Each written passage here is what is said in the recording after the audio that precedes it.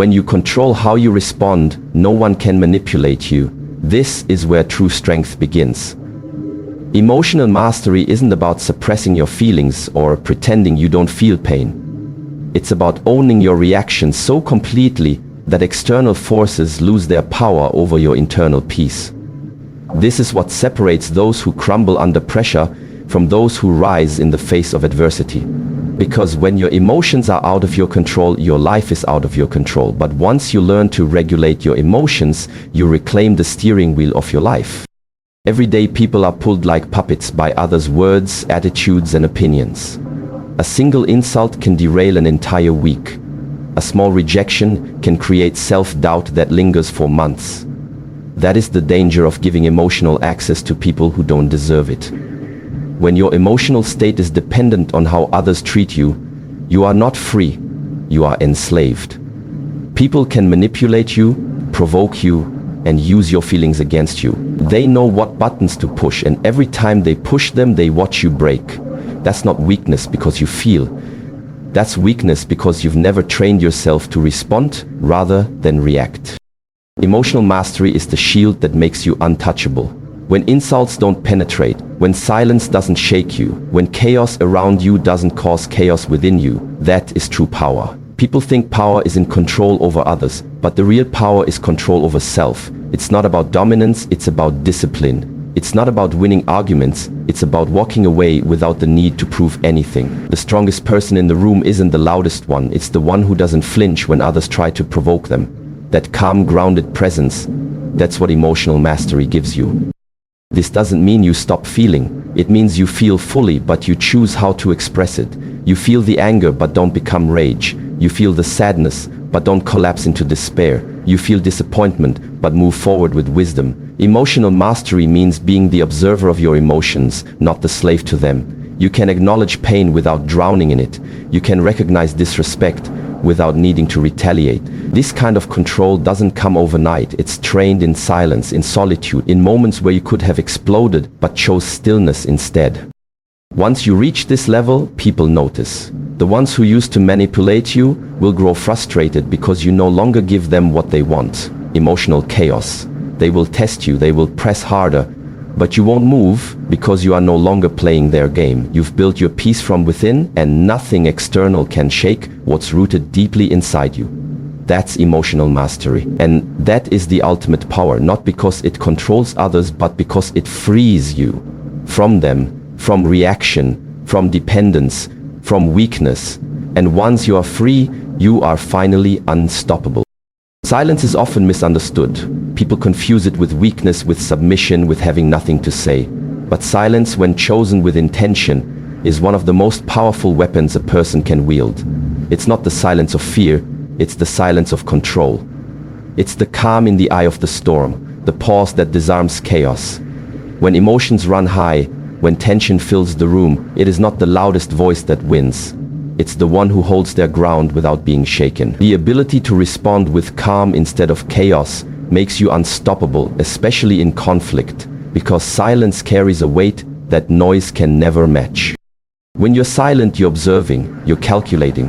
You're not wasting energy reacting, you're preserving your power. Most people speak just to be heard. They react because they feel attacked, triggered, or misunderstood. But those who understand the strength of silence know that they don't need to prove anything. They don't need to defend themselves against every accusation, every insult, every attempt to provoke.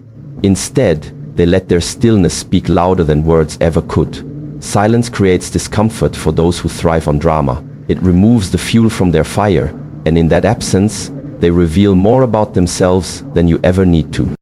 In conflict, silence isn't retreat, it's strategy. When you pause before responding, you shift the dynamic. You no longer react from emotion, you respond from clarity. That pause allows you to observe not just the other person's words, but their intention, their weakness, their emotional instability. It puts you in control. And control isn't about dominance, it's about direction.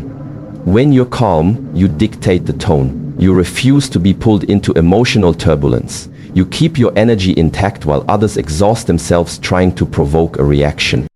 Some people fear silence because it forces them to sit with themselves. But when you're comfortable in your own presence, silence becomes a sanctuary. In a world addicted to noise, the one who remains quiet holds the most power. Silence demands attention. It draws people in. It makes them wonder what you're thinking, what you're feeling, and why you're not reacting like they expected. That mystery is power. That unpredictability is strength. It keeps you untouchable because no one can read you, control you, or use your emotions against you. You don't have to respond to every insult. You don't have to engage every battle.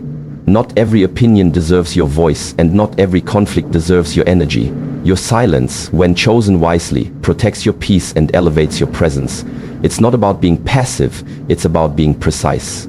It's about knowing when to speak and when to let silence say everything. The loudest response isn't always the most powerful. Sometimes, the strongest move is no move at all. Silence doesn't mean you've lost. It means you've outgrown the need to prove you've won.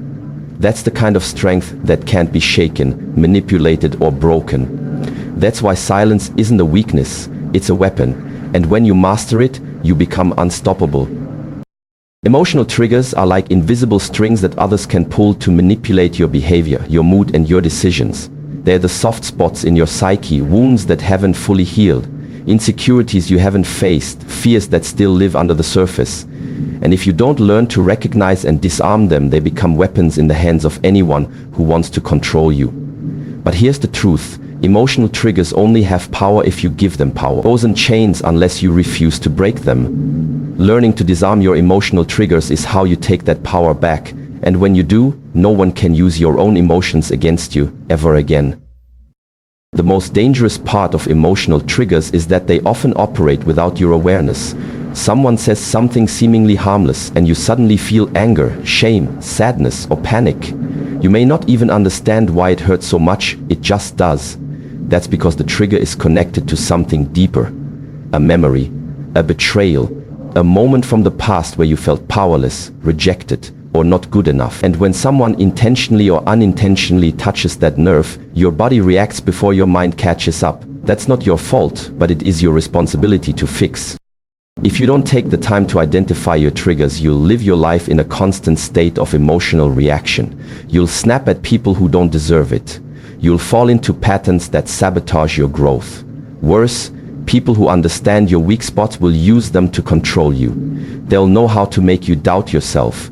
They'll know what words to use to keep you small, insecure, and emotionally dependent. And every time you react, you give them control. But once you do the work, once you dig into your own emotional responses, reflect on your past, and heal the wounds that caused them, you become immune to manipulation. The same words that used to send you into a spiral now bounce off you like rubber bullets. The same tactics that once made you feel worthless now only reveal the insecurity of the person using them. Because you've disarmed the weapon, you've taken away their access to your inner world. This kind of self-awareness doesn't come from pretending triggers don't exist. It comes from confronting them.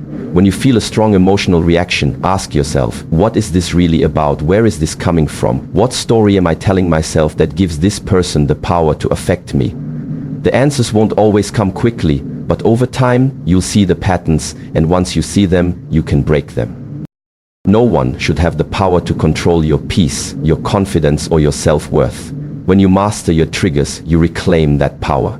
You become emotionally untouchable, not because you don't feel, but because you're no longer ruled by unconscious wounds. You respond with clarity instead of reacting with pain.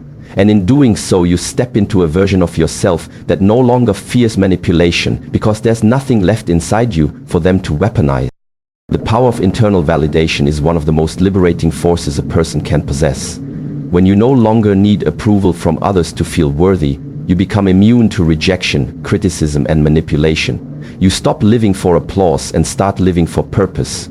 This shift doesn't happen overnight, but once it does, it changes everything. You no longer chase compliments to feel good about yourself. You no longer fear judgment because your value isn't up for debate. You know who you are, and that knowledge becomes your armor. From a young age, many of us are conditioned to seek external approval. We're praised when we perform well and criticized when we fall short. Over time, this praise-reward system wires our self-worth to the opinions of others. We start living not for ourselves, but for acceptance. Our identity becomes fragile, constantly shaped by how others see us. But here's the danger. When your sense of self depends on external validation, you give away your power. You let strangers dictate how you feel, you become a prisoner to their praise and a victim of their rejection. Internal validation breaks that cycle. It's the ability to affirm yourself without needing anyone else to do it for you. It means looking in the mirror and saying, I am enough, even when the world says otherwise. It means staying grounded in your truth when others misunderstand you. It means recognizing your own growth, even if no one claps for it. This kind of self-trust is rare, but once it's built, it becomes unshakable. Because when your worth comes from within, no one can take it from you. Criticism loses its sting when you're not seeking validation in the first place.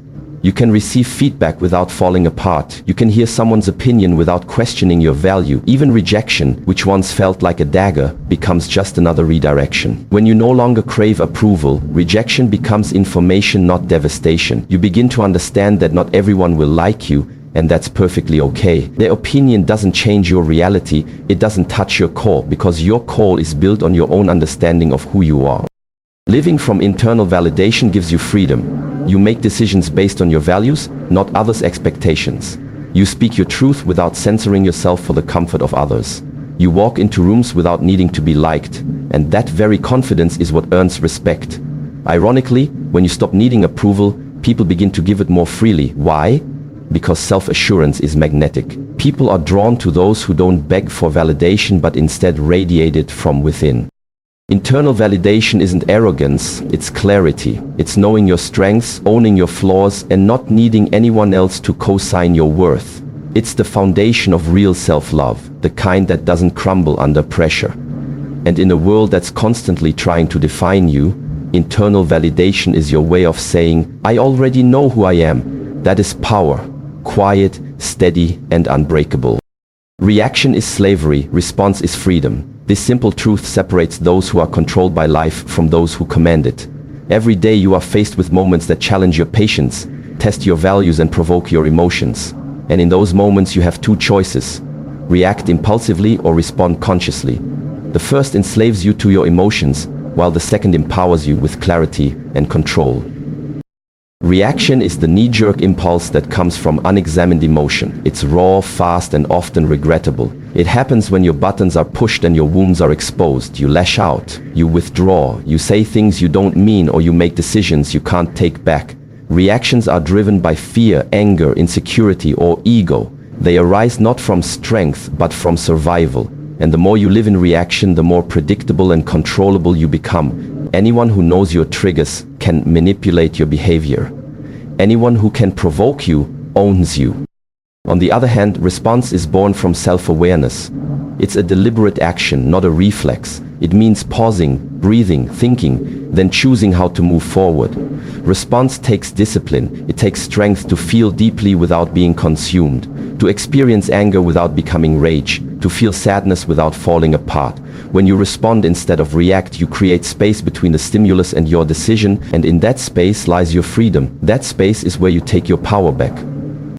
Self-awareness is the foundation of this transformation. You cannot respond with clarity if you don't know yourself, your triggers, your wounds, your emotional patterns. When you begin to observe yourself in the heat of the moment, you gain insight into your own mind. You notice what provokes you, what makes you tense, what stories you tell yourself when you feel threatened. With that awareness, you no longer act out of habit, you begin to act with purpose. Control is not about suppressing your emotions, it's about mastering them. You can still feel everything fully. Pain, disappointment, even rage, but you don't let those emotions hijack your actions. You own them instead of letting them own you. This is not weakness, this is power in its purest form. Because the person who can stay calm in chaos is the person who leads. The person who can stand in the fire without burning is the one others look to when everything falls apart. Responding, not reacting, doesn't mean being passive. It doesn't mean letting things slide or avoiding confrontation. It means choosing the most effective way to act, not the most emotional one. It means protecting your peace, your integrity, and your future, even when it would feel good to explode in the moment. It's about staying true to who you are.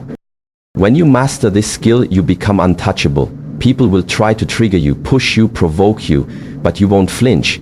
Not because you're numb, but because you're in control. And that control is where your true power begins. Reaction is slavery. Response is freedom. Choose freedom every time. Emotional independence is one of the most powerful gifts you can give yourself. It's the ability to stand firm in your own emotional center without being swept away by the storms around you. When you are emotionally independent, you are no longer hijacked by your feelings, no longer tossed about by other people's moods or opinions. This freedom creates mental clarity, the kind that allows you to see situations and people exactly as they are, without the distortion of fear, desire, or bias. Most people live under the influence of their emotions without even realizing it. When something happens, a harsh word, a disappointment, a conflict, their feelings take over.